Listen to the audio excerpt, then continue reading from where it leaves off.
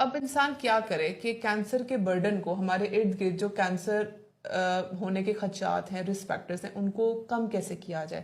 سب سے پہلے دیکھا جائے کہ وہ رسک فیکٹرز جو میں نے ابھی بتائے آپ کو، کیا آپ دیکھیں کیا وہ رسک فیکٹرز آپ کے ارد گرد موجود ہیں؟ اگر ہیں تو ان سے اپنے آپ کو دور رکھا جائے. اور سب سے پہلے آپ دیکھیں کہ آپ کچھ ایسی ریسرچز آپ کے سامنے بہت زیادہ جس میں ایویڈنس بیسڈ پریونشن ہے کہ اگر میں فزیکل ایکٹیویٹی کر رہی ہوں تو اس سے موٹاپا نہیں ہو رہا، موٹاپا نہیں ہوگا تو پھر آگے جا کے موٹاپے سے ریلیٹڈ ڈیزیزز نہیں ہوں گی. اس کے علاوہ سگریٹ نوشی نہ کریں، شراب نہ پئیں. ہمارے مذہب میں بھی ان سب چیزوں کی طرف ہی فروغ دیا گیا ہے. اور سب سے زیادہ ضروری ہے کہ آپ کو علامات پتہ ہوں.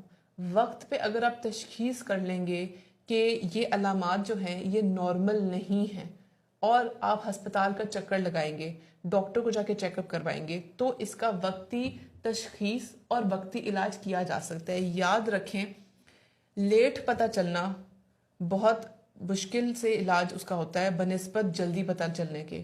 اگر لیٹ پتہ چلتا ہے تو اکثر سٹیج 4 پہ چلا جاتا ہے جس میں کینسر جسم میں پھیل چکا ہوتا ہے.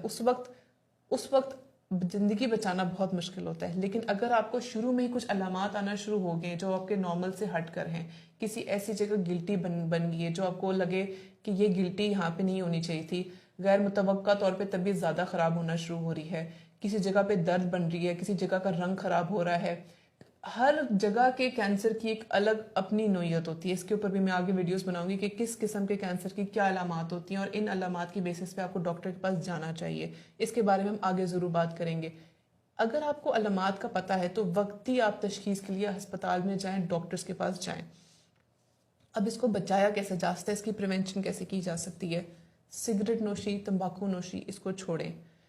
فزیکل ایکٹیویٹی، اچھی ایکٹیویٹی جو کہ آپ کے جسم کے آپ کا ہارٹ ریٹ تیز کرے، اچھی تقریباً کم سے کم تیز 40 منٹ کی واک، یہ کرنا پاسبل ہے.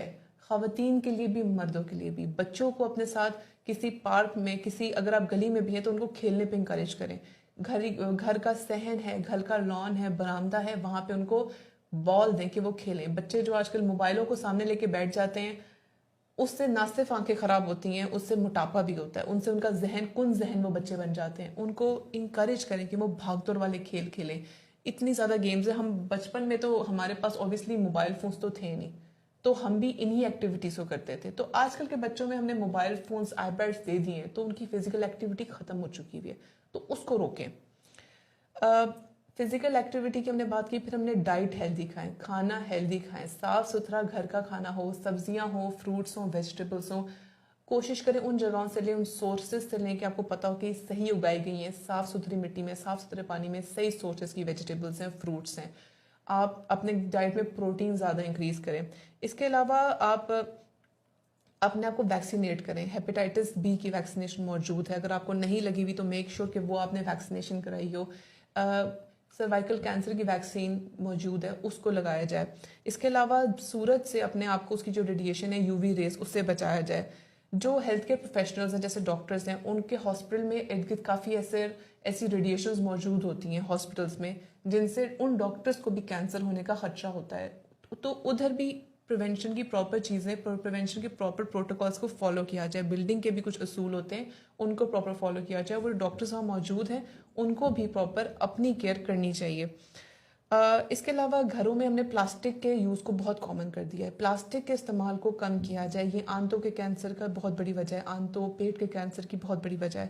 اس کے علاوہ جو ہم باہر جاتے ہیں تو ہمارے ارد گرد ہوا میں جو پولوشن موجود ہے، جو ہم گندی ہوا میں سانس لے رہے ہیں، یہ پھیپھڑوں کے کینسر کی بہت بڑی وجہ ہے. اگر آپ وقتی تشخیص کر لیتے ہیں تو آپ کا علاج بہت حد تک ممکن ہے.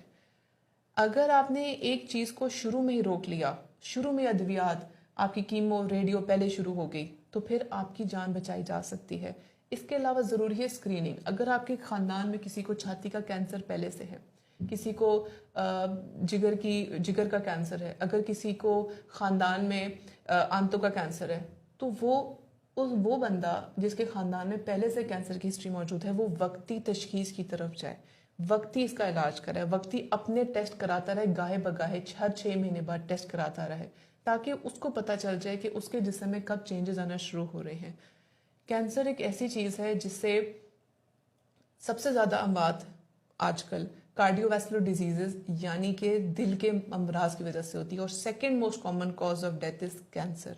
अगर आप इसको ऊपर इनकी जो मैंने एहतियाती तदाबीर बताई हैं उनके ऊपर आप अमल करेंगे, वक्ती तशखीस के ऊपर जाएंगे, अपने छोटे छोटे अलामात को दरगुजर नहीं करेंगे, अगर आपको लग रहा है कोई जिस्म में कोई चेंज आ रहा है जो कि नॉर्मल नहीं है, कोई ऐसी जगह पे दर्द शुरू हो रही है जो नॉर्मल नहीं है, और ऐसी कोई दर्द जो जान आ रही हो, कोई गिल्टी जो नहीं बन गई, कोई जख्म जो भर ना रहा हो, कोई ऐसी चीज़ हो जो ठीक ना हो रही हो, खांसी ऐसी जो ख़त्म ही ना हो रही हो, इन चीज़ों को आपने वक्ती तशखीस के लिए हस्पताल का चक्कर लगाएं, अपनी सेहत को प्रायोरिटी बनाएं।